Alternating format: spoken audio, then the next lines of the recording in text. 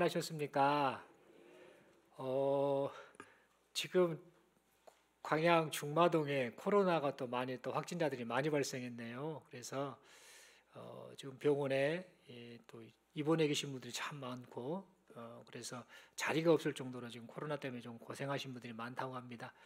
저도 또 교회 성도님들 연락도 받았는데 가족들 가운데 또 우리 성도님들 가운데 코로나 또 확진되셔서 조금 지금 많이 또 많이 아프셨고 또 회복되신 분도 있고 이래저래 해서 지금 이제 코로나 때문에 예배를 참석하지 못하신 분들이 좀 많이 있습니다. 그러나 함께 지금 이 자리에 앉아 계시지는 않지만 또 온라인상으로 지금 마음을 아파해 하나님께 예배 드린 줄로 알고 이 시간에 또 그분들 위해서 생각하면서도 기도해 주시고 또 함께 은혜 받는 시간이 되었으면 좋겠습니다.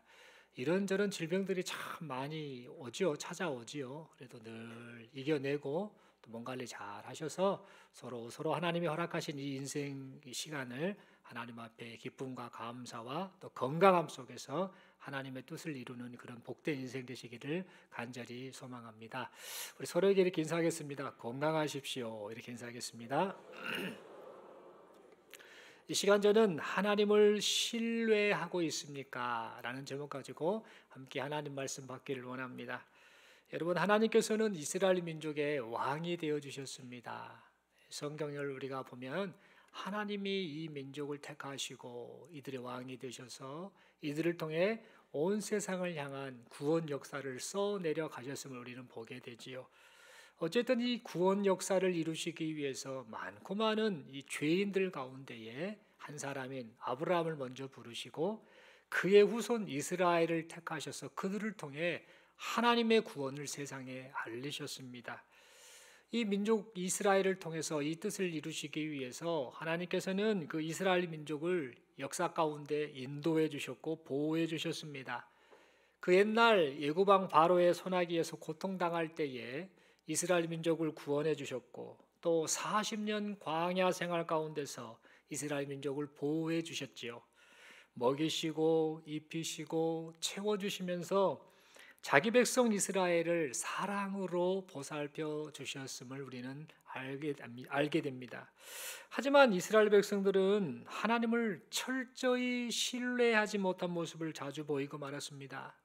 광야 생활을 할 때에 마실 물이 없어요 라고 그렇게 불평불만을 쏟아냈지요. 먹을 것이 없어요 라고 하면서 그렇게 불평불만을 쏟아냈습니다. 하나님께서 그동안 얼마나 많은 은혜로 기적으로 이스라엘 민족을 구원해내시고 건져내시고 또 뿐만 아니라 인도해 주셨건만 그런 놀라운 그 기적을 경험했음에도 불구하고 이 이스라엘 민족은 눈앞에 보인 힘든 현실만을 생각하면서 하나님을 향해 불평과 원망의 말을 쏟아내기 바빴습니다. 하나님을 믿고 기다리면 될 텐데 조금 참고 하나님이 책임지실 거야. 하나님이 인도하실 거야.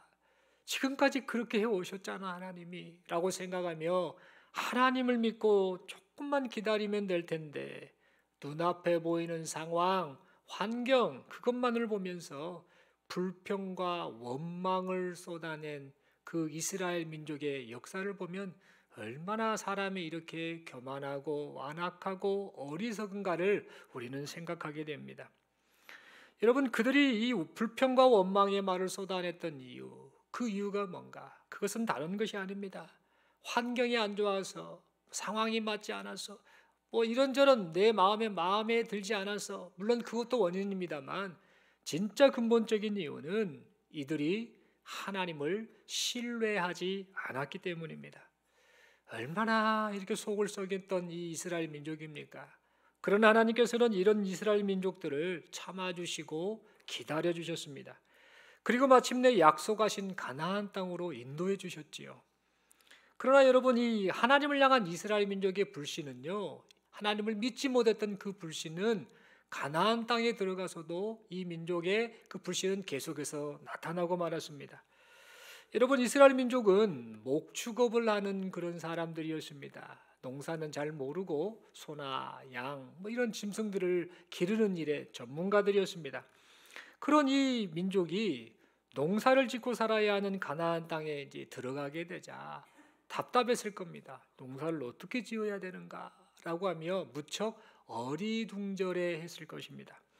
그래서 그들은 늘 이런저런 고민에 빠졌지요. 어떻게 하면 농작물이 잘 자라서 풍성한 수확을 올릴 수 있을까? 어떻게 하면 우리가 먹고 살 수 있을까?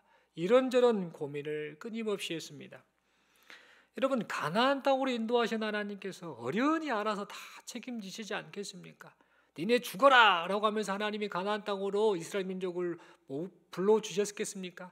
살리기 위해서, 은혜 베풀어 주시기 위해서, 책임져 주시기 위해서 하나님이 약속의 땅 가나안 땅으로 인도해 주셨건만, 이 이스라엘 민족은요 계속해서 그 가나안 땅, 그 풍성한 땅에 가서도 계속해서 하나님을 신뢰하지 못했습니다.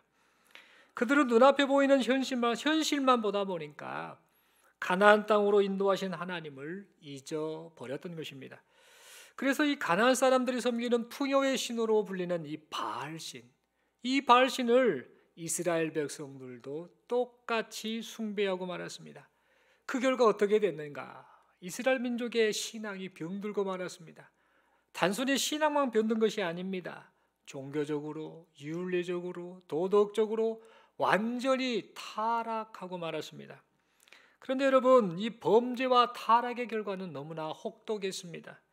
하나님께서 범죄하고 타락한 이스라엘 민족이 잘못을 깨우치고 돌아오도록 하기 위해서 주변에 있는 많은 이방 족속을 통해서 매를 때리셨기 때문입니다. 우연히 일어난 일이 아니라 내 민족, 내 백성이여 그렇게 살면 아니 된다라고 하나님이 그들을 깨우쳐 주시기 위해서 이방 민족이라고 하는 그들을 매 삼아서, 몽둥이 삼아서 이 이스라엘 민족을 깨우쳐 주셨기 때문입니다. 하지만 이스라엘 민족은 잠깐 반성하는 척하지요. 아이고 하나님 잘못했습니다 라고 했다가 또다시 조금 숨 좀 트이고 살만하면 하나님 앞에 범죄하고 우상을 섬기고 하나님을 신뢰하지 못하고 계속해서 타락의 길을 가고 말았습니다. 급기야 이 이스라엘 민족들은요 이렇게까지 말을 합니다. 지금 다른 이방 족속에게 침략을 받고 있잖아. 우리가 그것은 다른 이유가 아니야. 우리도 이 다른 나라 사람들처럼 왕이 있어야 되는데 우리에게 왕이 없으니까 이런저런 문제가 일어나고 있어. 이방 족속이 와서 우리를 괴롭히는 거야. 그러니까 이 민족에게도 왕이 있어야 돼라고 하나님을 향해 왕을 세워달라고 요구하게 되었습니다. 여러분 알고 계시듯이 이스라엘 민족에게 왕이 없긴 왜 없습니까? 왕이 있지요. 누가 왕이십니까? 하나님이 왕 아니십니까? 이스라엘 민족을 구원해 주시고 그들을 책임져 주시고 인도하시고 먹이시고 입히시고 보호하신 그 하나님이 왕이신데 이스라엘 백성들은 왕이 없다라고 하면서 자신들을 위한 왕을 세워달라고 그렇게 어리석은 요구를 했던 것입니다. 여러분 이 이스라엘 백성들의 이러한 요구는 먹이시고 입히시고 보호하시고 인도하시는 하나님을 신뢰하지 못한 불신앙의 결과였습니다. 그런데 하나님은요 이렇게 말도 안 되는 요구를 하고 하나님을 불신하며 인간적인 방법으로 그렇게 살아보려고 했던 그 이스라엘 민족을요 또다시 참고 기다려 주셨습니다. 그래서 사람들이 요구하는 그 왕을 세우도록 허용해 주셨습니다. 기쁨으로 왕을 세워주신 것이 아니라 그래 그렇게 니네가 나 말고 다른 왕을 너희를 위한 인간 왕을 세우겠다고 그래 한번 해봐라 라고 하면서 허용만 해주셨던 겁니다. 그래서 그렇게 세워진 왕이 누군가 바로 오늘 본문에 등장하는 사울 왕입니다. 여러분 이 사울 왕은요 처음에는 아주 겸손한 왕이었습니다. 외모도 출중했고 키도 컸고 또 나름대로는 정말 하나님이 세운 왕처럼 보이는 그런 좋아 보이는 왕이었습니다. 게다가 하나님이 하나님의 영으로 충만케 하셔서 왕의 직무를 나름대로는 잘하는 것처럼 보였던 그런 왕이었습니다. 하지만 얼마 못 가서 하나님을 불신하는 그런 모습을 사울 왕은 보이고 말았습니다.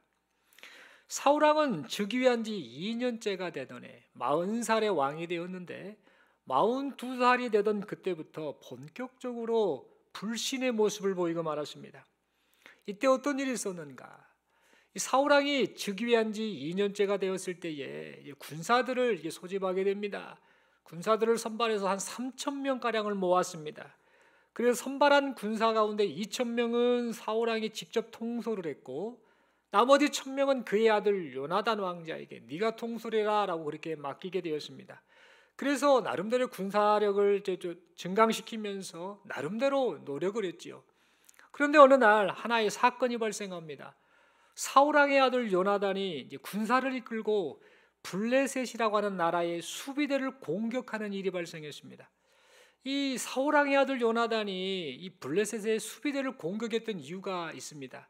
그 이유는 뭐냐면 이스라엘과 블레셋은 이 접경 국가인데, 이 블레셋이란 나라가 이스라엘을 다스리기 위해서, 침략하기 위해서, 이게 집어삼키기 위해서 블레셋의 그 군대를 이스라엘 땅 깊은 곳까지 거기다가 진지를 구축하며 두면서 이스라엘 민족을 감시하고 통제하는 일을 그 당시에 했기 때문입니다. 그래서 이것을 알고 있는 요나단이 저 블레셋 수비들을 내쫓아야겠다, 우리나라를 보호해야겠다라는 그 목적을 가지고 오늘 본문에 나온 것처럼, 본문 앞부분에 나온 것처럼 블레셋 수비대를 공격하였던 것입니다. 이렇게 이 요나단의 군대가 블레셋 수비대를 공격을 하니까 이 소식이 블레셋 이 본국으로 전해지게 되었죠. 큰일 났다. 그 사울왕의 아들 요나단이라고 하는 그 사람의 군대가 우리 블레셋 수비대를 지금 공격했다고 하니 아니 되겠다. 저 이스라엘 저것들 좀 한번 혼을 좀 내줘야겠다라고 생각하고는 전쟁을 준비하기 시작했습니다. 그래서 이제 군대를 모으고 군사력을 증강시키는 이런 과정을 하게 되었는데, 이때 모이게 된 군대 숫자가 어마어마했습니다. 전차가 3만 대나 되고 기마병이 6천 명이나 되고 군사의 수는 헤아릴 수 없을 정도로 엄청난 많은 숫자의 군사들이 모이게 되었습니다. 이렇게 전쟁 준비를 마치자 이제 블레셋 군대가 드디어 이스라엘을 침략하기 위해서 다가오고 있었습니다. 그렇게 진군하였습니다. 그리고 마침내 사울왕이 지금 이끌고 있는 그 군사와 대치하게 되었습니다. 이런 상황일 때 여러분 어떤 생각이 들겠습니까? 이스라엘 백성들이 얼마나 많은 겁을 먹었겠습니까? 중요한 특징이 뭐냐면 블레셋이란 나라는 철기 문화가 발달한 그 지역이기 때문에 무기가 어마어마합니다. 칼이나 창이나 엄청난 무기를 가지고 있는데, 지금 이 당시에 이스라엘 사람들이 가지고 있었던 무기는 다른 게 아니라 농사 지을 때 쓰는 농기구였습니다. 곡괭이라든지 이런 게 무기입니다. 칼도 없는 상황입니다. 사울왕이나 칼을 가지고 있고 나머지는 칼 한 자루 없는 그런 상황인데, 엄청난 그 전력을 가지고 지금 쳐들어오는 블레셋이 지금 오는데, 이때 이스라엘 백성들이 이것을 보고 얼마나 겁이 났겠습니까? 그래서 겁이 나서 사람들은 어떻게 행동했는가? 굴 속으로 숨고 숲 속으로 숨고 바위 틈으로 숨고 구덩이 속으로 숨기 바빴습니다. 또 군사들 중에 일부는 어떻게 했는가? 강을 건너서, 요단강을 건너서 저 멀리 걸음 하나 살려라 하면서 그렇게 도주까지 하였습니다. 그래서 이 사울왕의 군사들은 모두 사기를 잃어버렸죠. 두려움에 빠져 있었죠. 큰일 났다, 싸우나 마나 우리는 끝났다라고 그렇게 절망에 빠지고 말았습니다. 여러분, 이때 이 백성들도, 군사들도 두려운 마음을 갖는데, 이 군사들의 모습을 보고 있는 사울왕의 심정은 어떻겠습니까? 왕으로서 그 역할을 감당해야 되는데 얼마나 겁이 났겠습니까? 얼마나 답답했겠습니까? 싸우나 마나 끝나버린 전쟁이다라는 그런 상황 속에서 이 모습을 보고 있는 사울왕의 마음이 어땠겠습니까? 그래서 이러한 상황을 보고 있던 사울왕은 하나님께 제사를 드려서, 그 제사를 드림으로 그 모습을 보고 있는 군사들이 그래, 하나님이 우리를 도와주실 거야 라고 하는 그런 믿음을 가지고, 그래서 용기를 낼 수 있도록 사기 진작을 위해 제사 드리기를 원했습니다. 그런데 문제가 발생합니다. 이제 전쟁에 앞서서 당시에는 하나님 앞에 제사를 드리면서 하나님의 도와주심을 비는 그런 제사를 드렸었는데, 이제 사무엘 선지자가 이 전쟁에 앞서서 이제 그 현장에 오겠다라고 하는 날짜, 7일간이라는 날짜 안에 오기로 했는데, 아무리 기다려도 지금 사무엘 선지자가 그곳에 오지 않는 것입니다. 그래서 그것을 보고 있던 사울왕 입장에서는 너무나 답답한 겁니다. 그 약속한 7일 안에 사무엘 선지자가 오셔야 되는데 왜 오지 않지? 왜 이렇게 안 오실까라고 하며 답답해하면서 어찌할 바를 몰라 했습니다. 그래서 더 이상 기다릴 수 없다라고 판단한 사울왕은 사무엘 선지자만이 해야 할 제사, 집전을 자신이 직접 집전하면서 하나님께 번제를 드리고 말았습니다. 사실은 그가 하나님 앞에 제사를 집전하는 행동은 해서는 아니 될, 금기되어야 할 행동이었는데 그는 그렇게 하고 말았던 겁니다. 그러나 분명한 목적을 가지고 그가 그렇게 했지요. 이 모든 것이 군사들의 사기를 진작시키기 위해서, 사기를 북돋아주기 위함이었고, 또 하나는 하나님 도와주세요 라고 하는 그런 마음을 담아 제사를 드려서 전쟁에서 승리하기 위함이었습니다. 그런데 여러분, 이 제사가 딱 끝나자마자, 하나님께 드려진 이 제사가 끝나자마자 곧바로 사무엘 선지자가 그곳에 도착하게 되었습니다. 여러분, 이 사무엘 선지자를 본 사울왕은 어떤 마음이 들었을까요? 엄청 반갑지 않았겠습니까? 그래서 분명 이렇게 인사했을 거라고 생각합니다. 선지자님, 사무엘 선지자님, 왜 이렇게 늦게 오셨어요? 제가 얼마나 기다린 줄 아십니까? 선지자님 오시기만을 애타게 기다렸습니다. 아마 이렇게 인사를 했을 거라고 생각됩니다. 그런데 여러분, 이렇게 반갑게 맞이하는 이 사울왕의 무난 인사는 뒤로 한 채 사무엘 선지자는 정색을 하며 말합니다.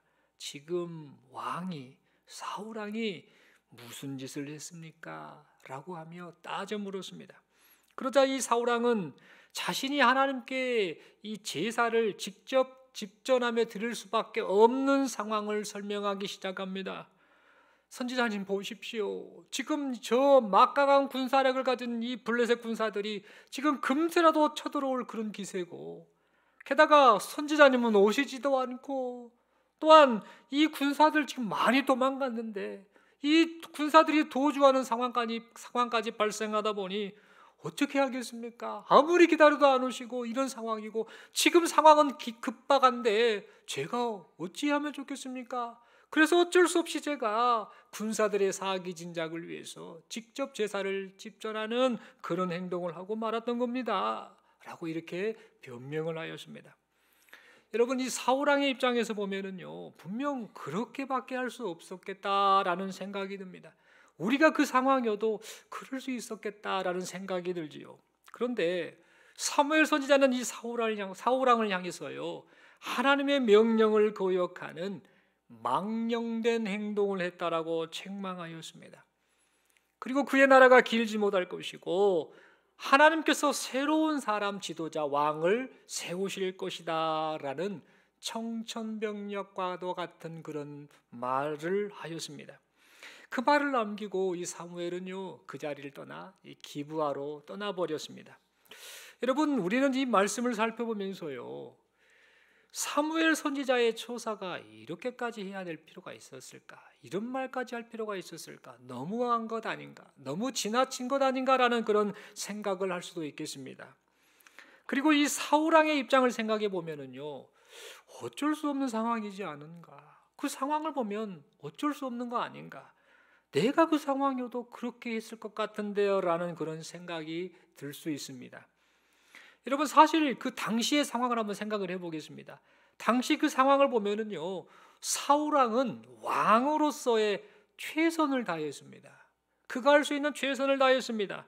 적군으로부터 나라를 지키고 백성을 보호하기 위해서 자신이 할 수 있는 최선의 일을 했던 겁니다. 막강한 블레셋 군대를 무서워하는 군사들의 그 사기를 진작시키기 위해서 어쩔 수 없이 부득이하게 하나님께 제사를 직접 집전하는 행동을 했습니다. 이 모든 것이 무엇 때문이었는가? 나라를 위하고 백성들을 위한 행동이었습니다. 분명 납득할 만한 명분이 있는 행동이었습니다. 그런데 사무엘 선지자는 그런 사울왕의 행동을 망령되다라고 말했음을 보게 됩니다. 여러분, 망령되다라는 이 말의 히브리어 원어는요, 사칼이라는 단어를 씁니다. 사칼. 이 말의 뜻은 뭐냐? 어리석게 굴다, 교만하게 행하다라는 뜻입니다. 그러니까 사람의 입장에서 봤을 때는 사울왕의 행동이 분명한 명분을 가지고 지혜롭게 행한 행동이었을지 모르나 하나님께서 보시기에는 이 사울왕의 이런 행동이 어리석고 교만한 행동에 불과했다라는 것입니다.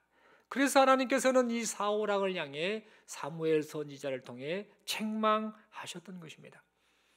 그렇다면 여러분, 우리가 한번 생각해야 될 게 있습니다. 도대체 사울왕이 그렇게 잘못했다 하고 망령되게 행동했다고 하는데 그 모든 그 책망의 근본적인 원인 이유가 뭘까? 도대체 뭐가 문제였을까? 도대체 뭐가 문제였길래 하나님은 사무엘 선지자를 통해 사울왕을 그렇게 책망하셨을까라고 우리는 좀 생각해 보아야겠습니다. 여러분, 사울왕의 입장에서는 어쩔 수 없는 상황이었지 않습니까? 그런데 왜 하나님께서는 이런 사울왕의 행동을 보시고 책망을 하셨을까요? 그 이유는요, 다른 게 아닙니다. 사울왕이 하나님을 신뢰하지 않았기 때문입니다. 여러분, 사울왕은 하나님을 신뢰하지 않다 보니까 블레셋과 대치한 상황이 두렵게 됐습니다. 하나님을 신뢰하지 않다 보니까 두려운 겁니다. 군사들이 흩어지는 상황을 보고 두려웠던 겁니다. 그 이유가 뭐냐? 하나님을 신뢰하지 않았기 때문에, 하나님이 책임지실 것이라는 그 신뢰감이 없기 때문에 눈앞에 펼쳐진 상황만을 보고 환경만을 보고 두려워 떨었던 겁니다. 그래서 풍전등화와 같은 상황을 극복하기 위해서 하나님의 명령을 거역하고 자신의 판단을 따라 그렇게 망령된 행동을 하고 말았던 겁니다.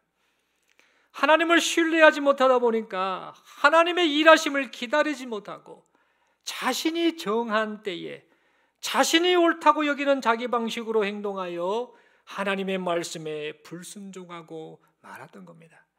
여러분, 오늘 본문에 보면 사무엘 선지자는 결코 늦지 않았습니다. 약속한 날짜 7일 안에 왔습니다.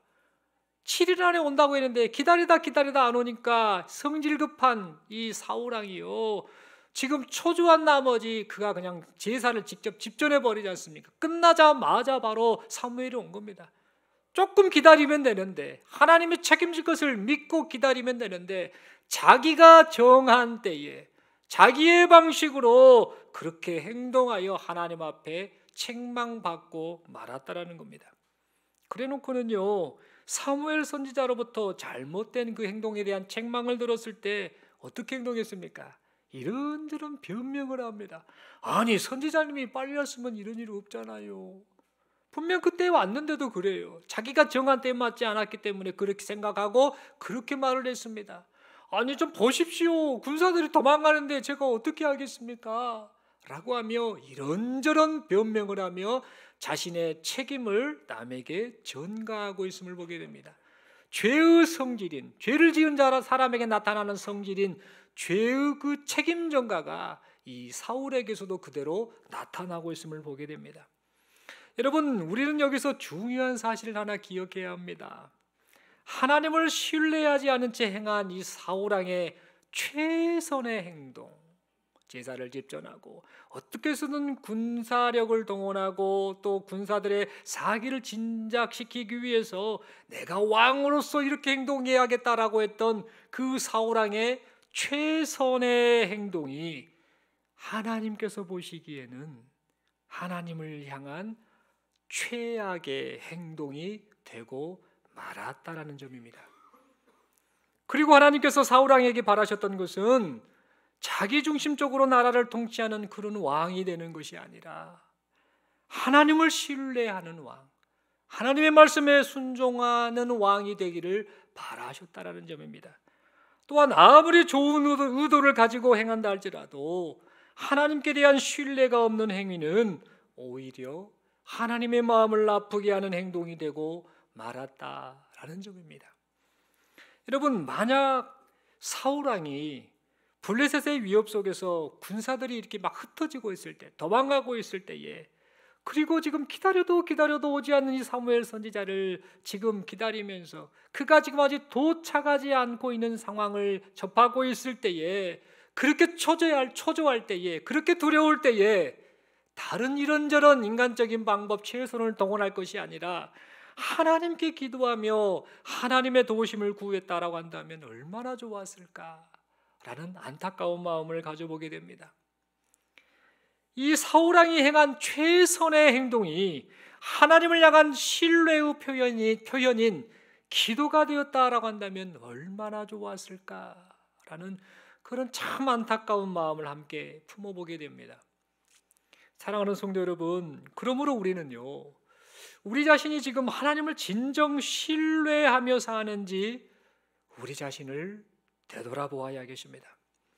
여러분, 창세기 26장을 보면은요, 아브라함의 아들 이삭, 이 이삭에 관한 이야기가 기록되어 있습니다. 이삭이 거주하던 이 가나안 땅에 이 브엘세바라는 곳에 흉년이 들었습니다. 가나안 땅 전체에 흉년이 들었던 걸로 보입니다. 그래서 이 브엘세바에 거주했던 이 이삭이 아니 되겠다, 흉년을 피해서 저 먼 남쪽 애굽으로 내려가 좀 살아야겠다라고 그렇게 생각하고 애굽으로 향하게 됩니다. 애굽으로 향하다가 이 가나안 땅의 그 브엘세바에서 또 애국을 가기 위해서는 이 그랄이라고 하는 지역을 지나게 되는데, 이 그랄을 지역이란 지역을 이제 지나가는 그 무렵에 하나님께서 이삭을 찾아오십니다. 그리고 이삭에게 말씀하십니다. 애굽으로 내려가지 말아라.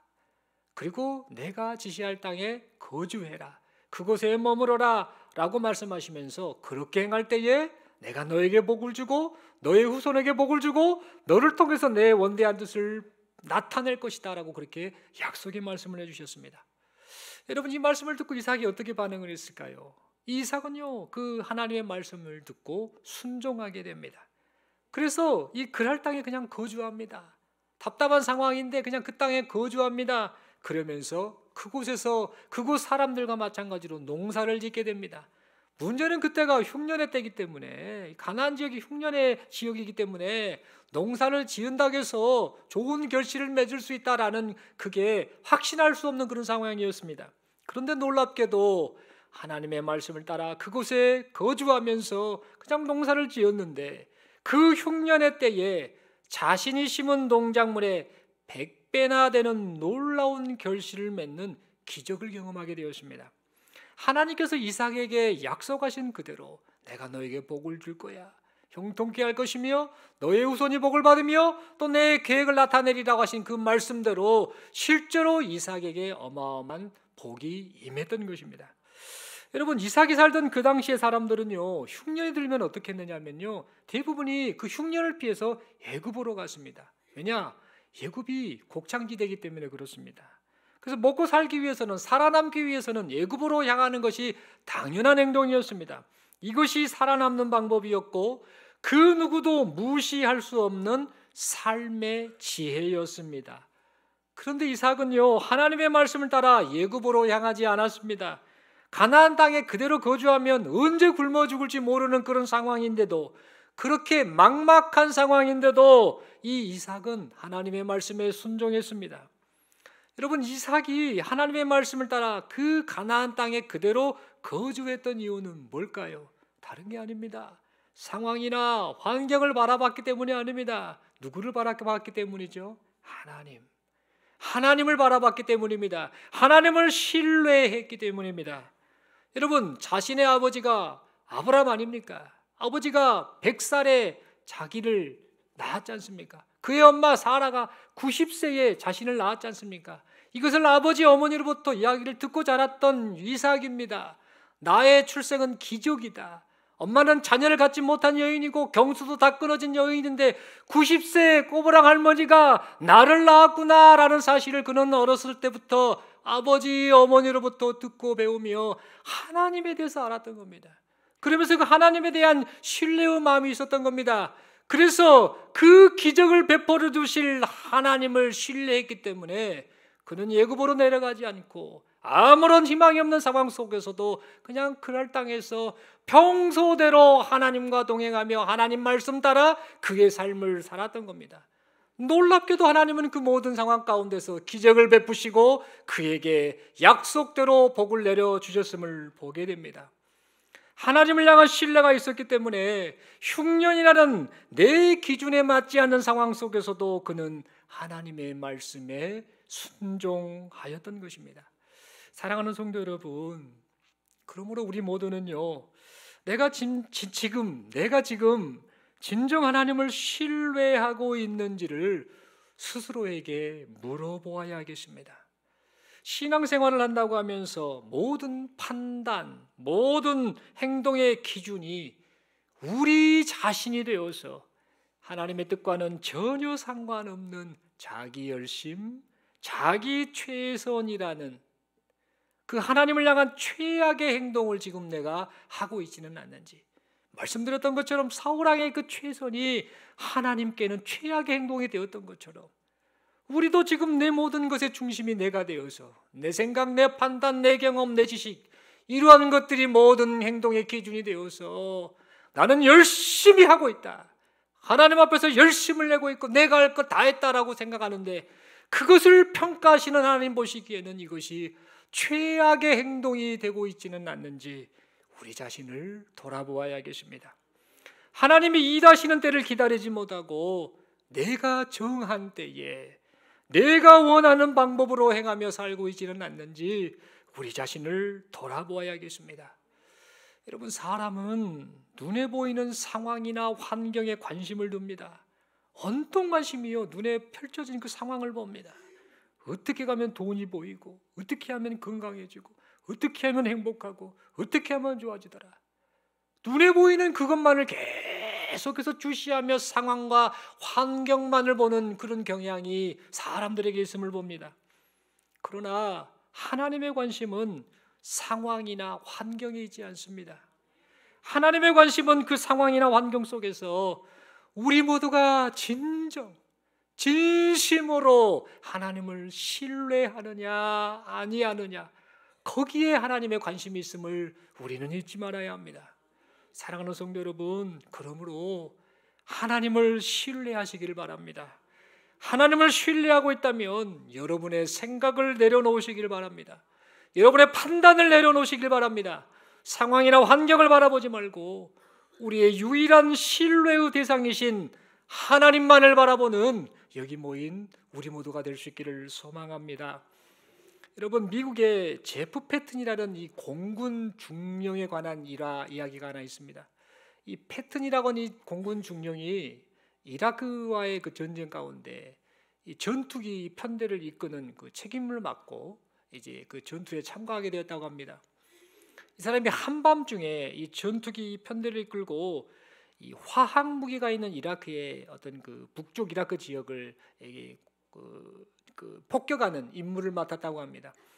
그런데 이제 그 폭격하는 임무를 맡아서 이 전투기 편대를 이끌고 쭉 가고 비행기를 타고 날아가고 있는데, 그만 이 패튼이라고 하는 이 중령의 이 비행기가 이라크군의 그 레이더망에 딱 걸려들어 버린 겁니다.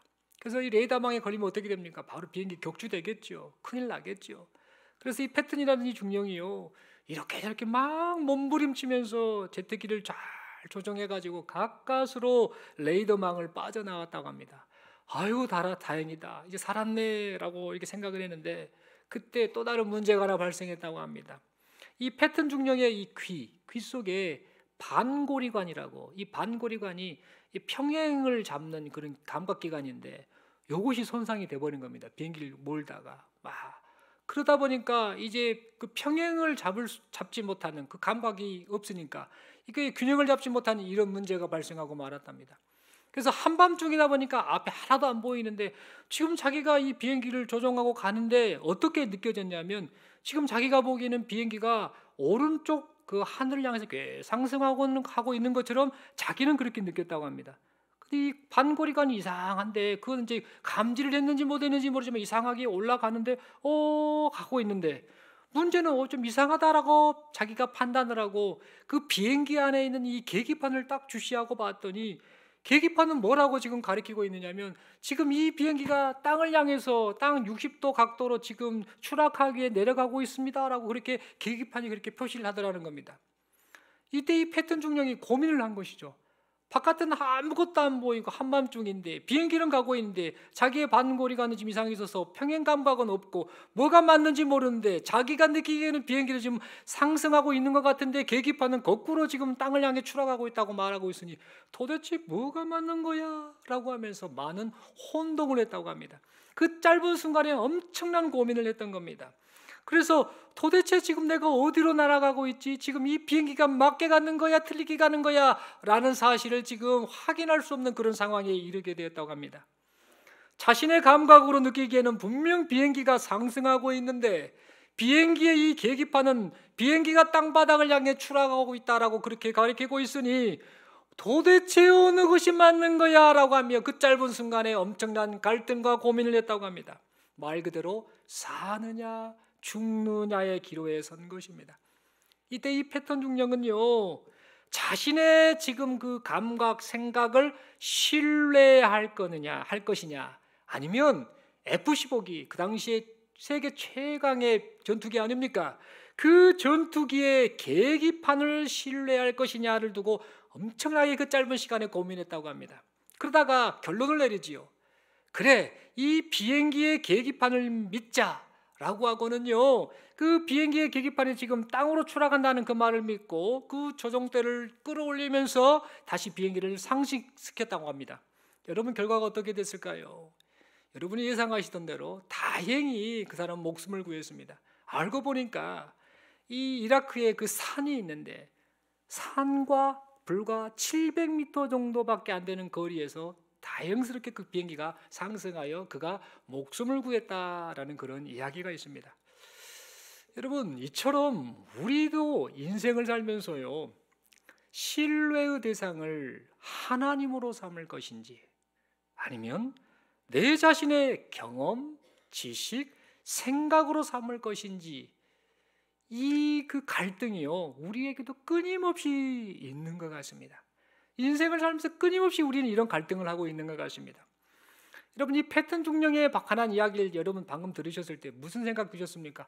아이고, 당연히 그거 계기판 말을 들어야지. 지금 방고리관에 지금 고장 나가지고 잘못되고 있으니까 당연히 그 계기판을 말을 들은 게 맞지라고 여러분은 생각하셨을 것입니다. 그리고 그렇게 말씀하셨을 것입니다. 여러분, 그 말이 맞지 않습니까? 그런데 여러분, 실제로 우리가 그러고 살고 있는가요? 우리는 인생을 살면서요, 모든 것의 판단 기준을요, 나로 둡니다. 나라고 하는 내 경험, 내 생각, 내 판단, 내 지식이라고 하는 이 계기판을 믿고 이것을 따르려는 경향이 너무나 많지요. 반면에 하나님의 말씀이라는 이 계기판에 대해서는요, 따르려고 하지 않는 이런 참 부끄러운 모습이 실제로 우리의 삶 속에서 얼마나 많이 나타나고 있는지 모릅니다. 여러분, 이런 우리를 향하여서 하나님께서는 말씀하십니다. 하나님의 말씀이라는 계기판을 믿고 따라오라라고 지금도 우리에게 말씀하고 계십니다. 비록 하나님의 뜻이 우리의 생각과 정반대라 할지라도 하나님만을 신뢰하며 하나님의 말씀에 순종하며 살라라고 지금도 말씀하고 계십니다. 그리고 이렇게 하나님을 신뢰하는 우리를 하나님께서 책임져 주시겠다라고 우리에게 말씀하고 계십니다. 사랑하는 성도 여러분, 그러므로 오직 하나님만을 신뢰하시기를 바랍니다. 어떠한 상황과 환경 속에서도 하나님만을 신뢰하시기를 바랍니다. 하나님을 신뢰하는 것이 인생을 살면서 우리가 할 수 있는 최선이자 최고의 행동이라는 사실을 잊지 말고 오직 하나님만을 신뢰하는 여기 모인 우리 모두가 될 수 있기를 소망합니다. 또한 하나님께서 원하신 때에, 내가 원하는 때 말고요, 하나님이 원하시는 때에, 내가 정한 때 말고요, 하나님이 정하시는 때에, 또한 하나님이 원하시는 방법으로, 내 방법 말고 하나님이 원하시는 그 방법으로 하나님께서 우리에게 은혜를 베풀어 주신다라는 사실을 기억하면서 언제나 하나님의 말씀에 귀를 기울이고 기도하고 또 기도하면서 우리의 상황과 형편을 하나님께 아뢰면서 우리의 삶을 책임져 주시는, 또한 우리를 통해 영광을 받으시는 그 하나님의 놀라우신 은혜가 나타나는 복된 우리 모두의 삶이 될 수 있기를 소망합니다. 그리하여서 하나님을 향한 이 신뢰가, 하나님을 향한 이러한 이 신뢰가 하나님의 말씀에 대한 순종으로 열매가 맺어지는 복된 인생 될 수 있기를 간절히 소망합니다. 서로에게 마지막으로 이렇게 한번 묻겠습니다. 의미심장한 그 말로, 또 의미심장한 눈빛으로 서로에게 한번 이렇게 묻겠습니다. 나 자신을 신뢰하고 있습니까? 하나님을 신뢰하고 있습니까?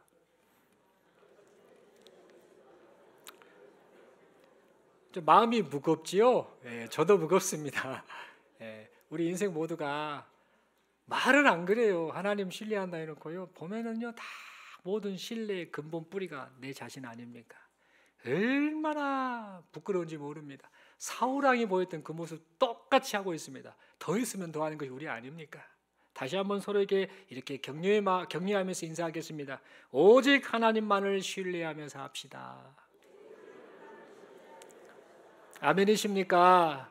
여러분, 본질에 충실한 신앙생활을 우리가 하기를 원하는데 뭘까요? 제가 막 열심도 좋지만 우리 근본의 마음 중심이 하나님을 신뢰의 대상으로 삼는 것.